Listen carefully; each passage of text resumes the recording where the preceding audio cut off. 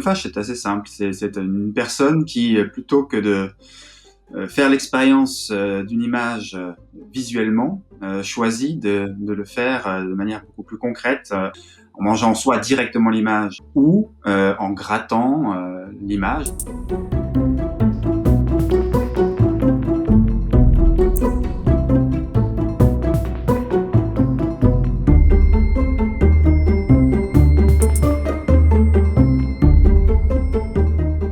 Et on considère qu'en mangeant cette image, en la prenant en soi, une part de ce pouvoir peut être captée. Et cette captation du pouvoir a pour finalité, bien souvent, de soigner ou de se protéger d'un mal.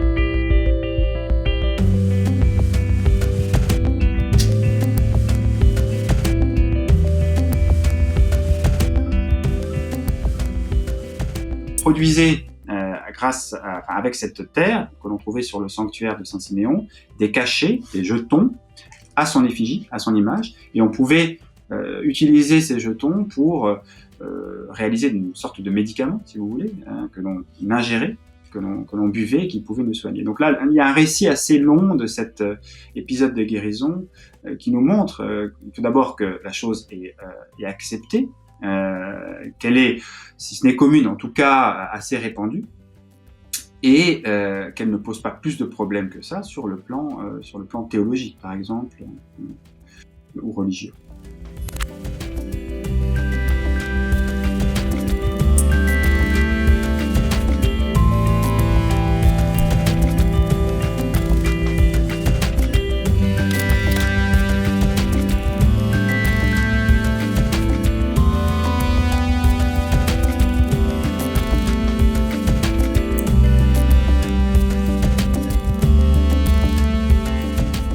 Ces images, précisément, on les vivait de manière tout à fait différente, avec presque tous nos sens impliqués, aussi bien la vue, mais également le toucher, l'ouïe peut-être même, l'odorat. Enfin, il y avait une relation à l'image qui était beaucoup plus sensorielle qu'elle ne l'est aujourd'hui, parce que l'image était quelque chose qui avait une substance, c'était quelque chose qui était lié à la matière et à la configuration de cette matière.